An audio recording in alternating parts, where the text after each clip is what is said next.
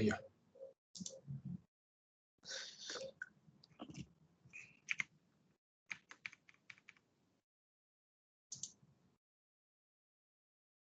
Last part. Conflicts with human.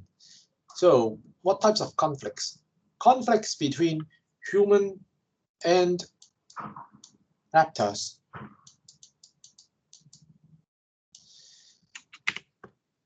Okay, I want to ask you, what is your first up-close experience with raptor? Now, I mean wild raptors.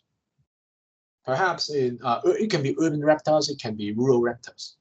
So what is your closest experience with raptors?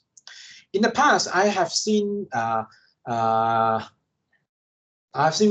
people with stories like he or she rescued a crested goshawk from the streets. Some may seen an owl in urban park. Some may watched black kites flying around a pier. But for me, my first up-close experience is about this bird. This is osprey, 鱼鹰. I saw it in a field trip to Maibo, and the situation is just like this. Okay, this is not the photo that I have taken, but I found it on Google. But the impression is just like this. Okay, so I see the raptor, and that was my first time seeing a raptor other than black kite, 马鹰, and I realized that so special. Hong Kong is such a dense urban jungle. Why do we have such a large birds like this? Right? The habitat is like this, Maibo, yeah, wetland. So when I saw that osprey, that was striking because in my mind, I perceived raptors like this is that they live in far away countryside.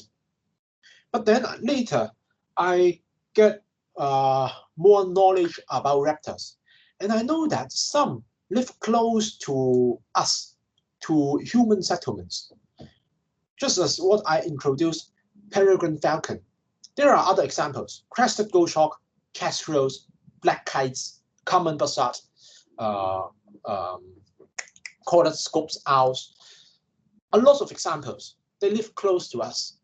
So, but these are to us. Okay, we only get this knowledge because you listen to my lecture, and or you may read books about it. But for normal people, normal citizens, they think that raptors are far, far away. So when they see raptors, very often, for normal citizens, they see individual raptors. And then for them, if they see a peregrine falcon eating a pigeon on their rooftop, then it is a subjective experience, meaning that it is so impressive. Why is there a hawk outside my window? But in fact, for the lecture, for last lecture and this lecture, we look at raptors from another perspective. We look at it from population perspective, meaning that we look at it from the perspective or from the angle of the whole city. We look at the whole raptor population. We also look at how raptor reproduce, how raptor migrate as a group. So those are objective ecological animal behavior. So these are quite different. Okay. On the left, these are built on scientific findings. On the right, these are about personal experience or feelings. But these affect how we deal with the conflict between human and reptiles.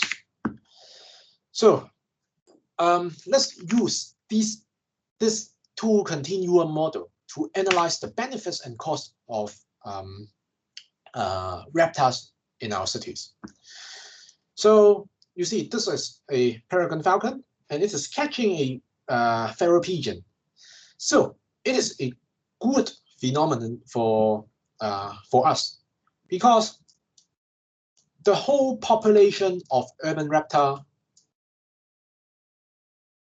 is targeting for these unwanted pigeons. In many regions of the world, these pigeons are regarded as pests. Pest 唔係淨係指害蟲嘅 ，pest 咧即係指唔想要嘅物種。OK， in English, pest means unwanted animal species in a specific area. So, yeah, very good pest removal, and it is also a very objective benefit. Okay, because they really because the reptiles really remove part of the pigeon population. But for these old people, they are 龍友, okay? They are photographer. Now, you can interpret this phenomenon. If you interpret it from the angle of ecotourism,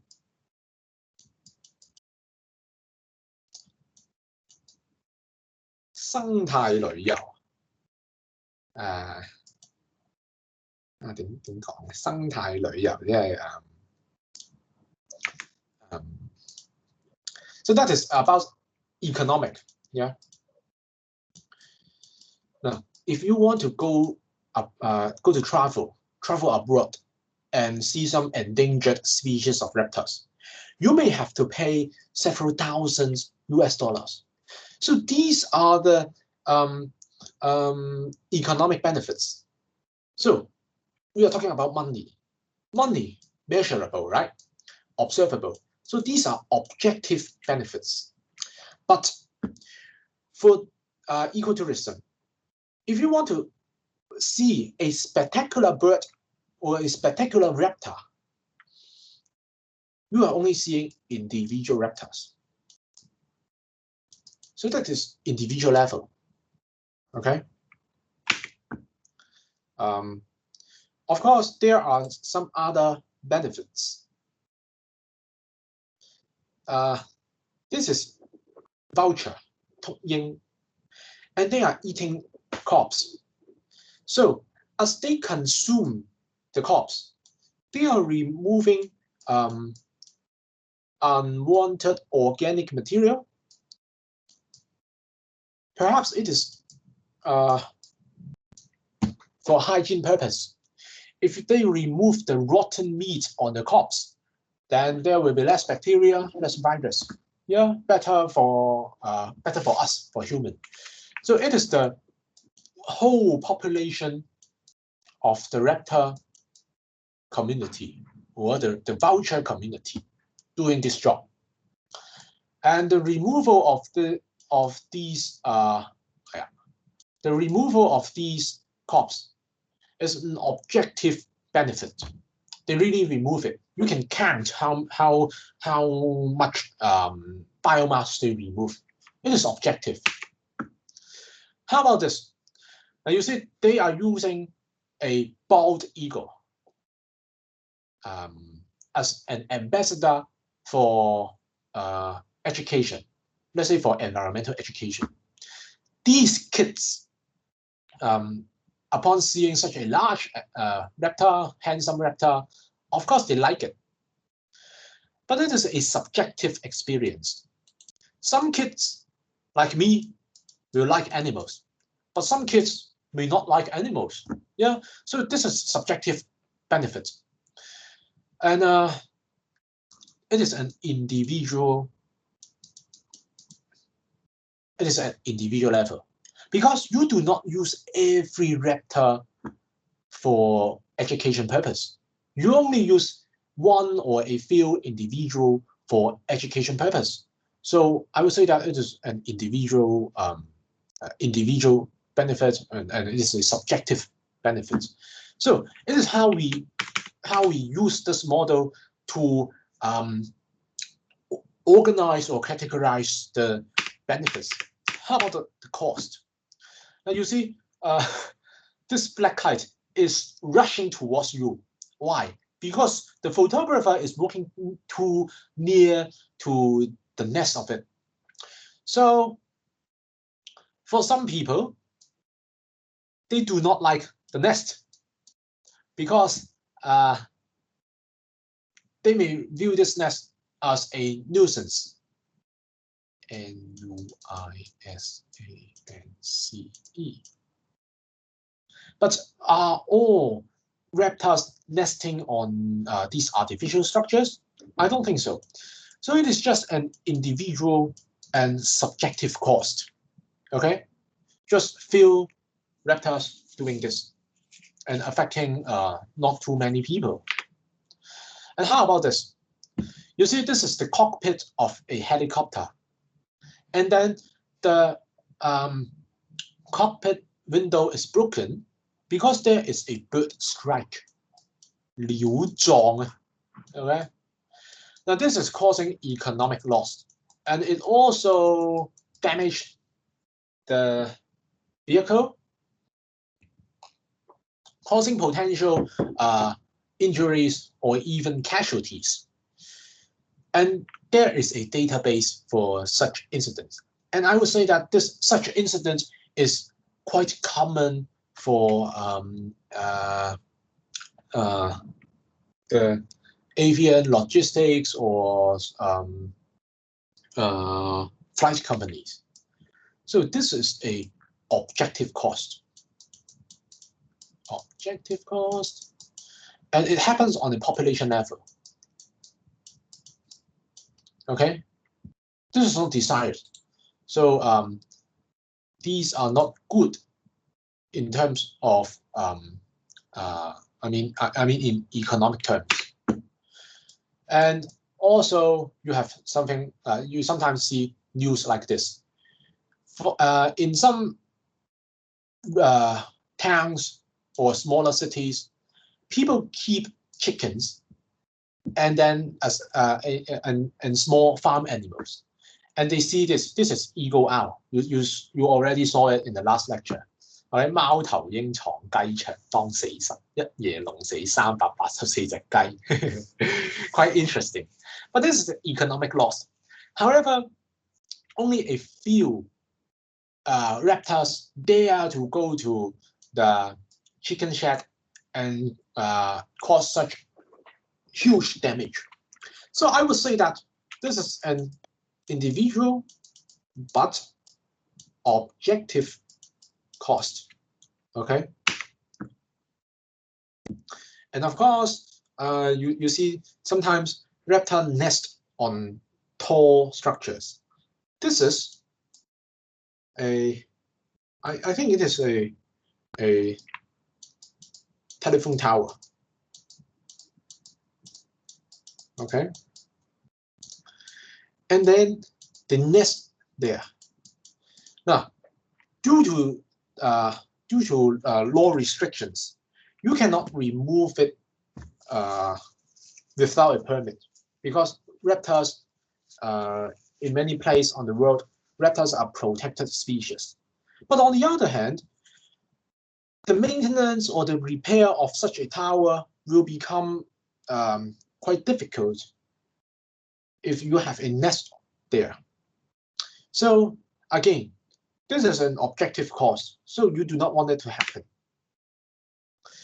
And this is quite an interesting picture. Now, you see, this is an imperial eagle, 白肩雕. Can you see the prey it is eating? This picture is taken in Hong Kong, in Maibo.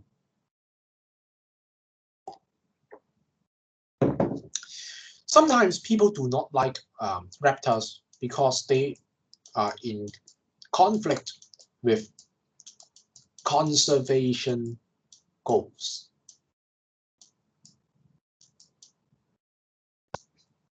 有冇人估到啊？呢個係咩嚟嘅？呢隻係咩嚟？Can you see the beak?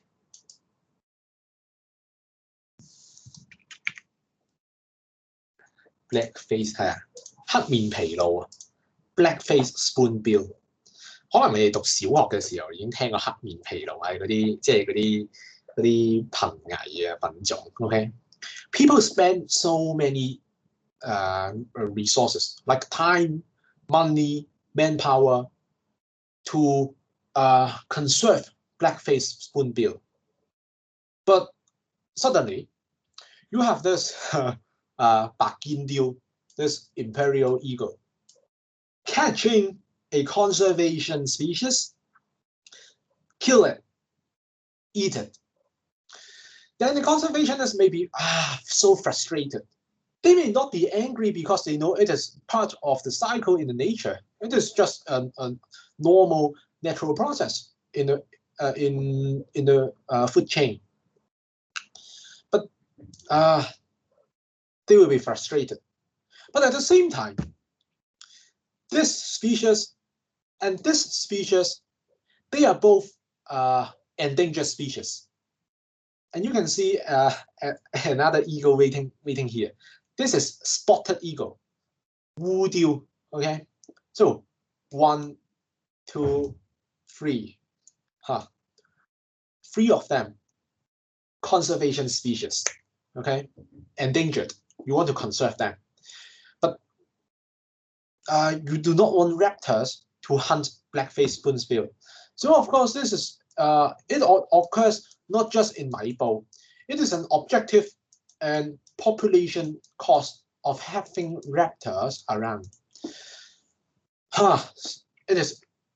You will have a mixed feeling if you love birds a lot. But on the same at the same time, you know it happens. So how people manage these conflicts? Now, of course, some people may shoot this bird. Remember the Birmingham roller pigeon incident? Some people do not want raptors. So you see there is a bullet hole on this peregrine falcon. But in places like the US, they will have some laws or to regulate the hunting of raptors or the removal of raptors with using lethal means. Okay, lethal. 攞你命 okay. Lethal. If you want to remove a raptor by killing it, you will have to apply for a permit. Okay, so this is a buffer strategy. On one hand, you want to conserve raptor. On the other hand, you want to minimize the conflict. So you allow minimal killing. However, killing is not always the only method. That's why you have prey management. Some urban reptiles are scavenger. 腐食動物. They will open up the garbage bins. So the way to drive away these scavenger species is to have some better protected garbage bins and do not dispose of the rubbish outside the garbage bins. And because these garbage bins will attract perhaps rats, all right? Then rats will attract reptiles. Reptiles. And those reptiles may nest on the rooftop, or they may nest on the treetop. They may perform some nest defense behavior, or they may make the building look ugly due to the whitewash issue.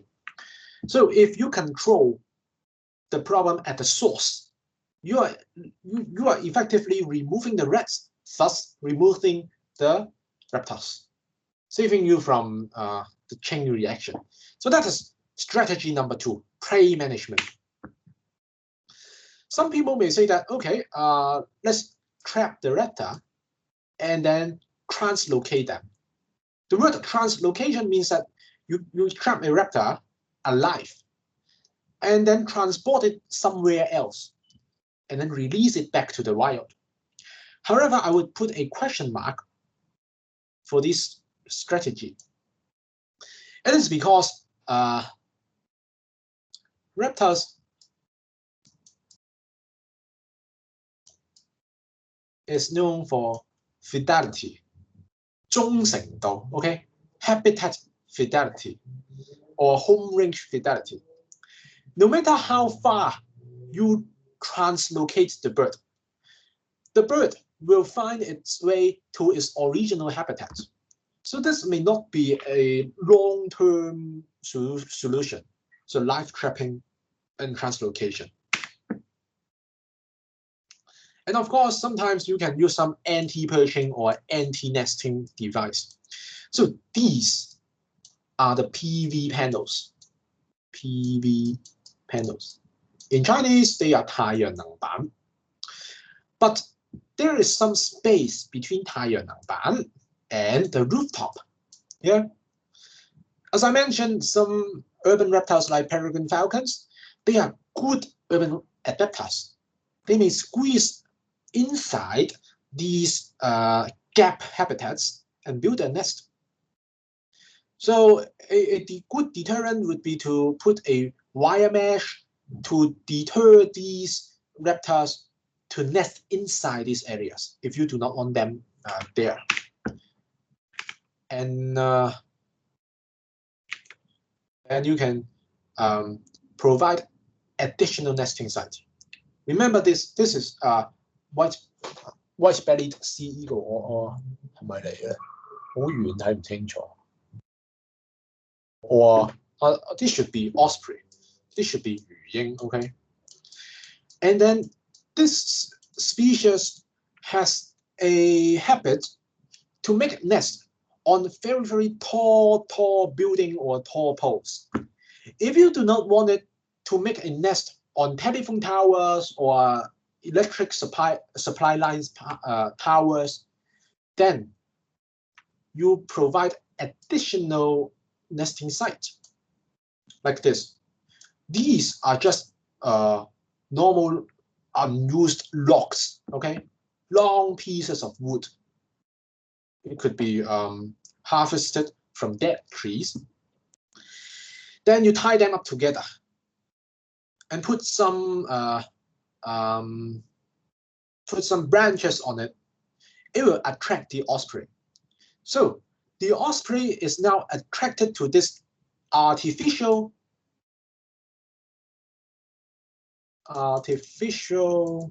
nest. And then they will leave the telephone towers aside. So you can save your telephone tower from the nest of the reptile species. So it may be useful because actually you do not know it, because at the end it is the reptiles who choose their nesting site. Okay. And finally, you can put up signs and notice. You remember nest defense behavior? Some people may be irritated by these nest defending reptiles. So these falcons or these hawks may charge the pedestrian walking nearby. And then some governments or some city mayors may order signs or poster like this to be put up near known reptile nest site during spring or summer. You see, this is called New Zealand falcon. 紐西蘭準 OK。And then it is a warning. So it is asking people to be careful. Do not walk near the nest because the nest is guarded by the falcon. And at the same time, they know that this falcon are rare species. So they want to strike a balance to protect the species, to protect the falcon species and protect the pedestrian. So they are asking the pedestrian not to hit any birds, and then they ask, move quickly through the area and hold your pack above your head, okay? Because they know the animal behavior. So it will strike the highest point, which is your head, okay? 即係擺個背囊啊，擺個手帶喺個頭度。Okay? Interesting, right? So this is the strategy used by other cities. So far, I do not see such a sign in Hong Kong, even if there are raptor nests around. So that is the end of this lecture. I think you can submit assignment number 2, 2.1 and 2.2 tomorrow. And then I will try my best to mark it and return to you the assignment and give you feedback as quickly as possible. Okay, so that is the end. Any questions about field trip?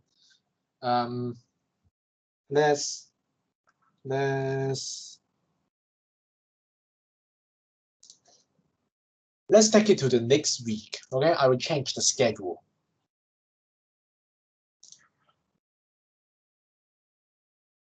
咁記住啦，聽日下午6時正交功課，6點鐘交功課，唔好11點59分先交喎，6點鐘交。不過應該好容易嘅啫，係咪？已經放晒水俾你哋啦，上堂嘅時候。有冇問題？冇問題咁就落堂㗎啦咩？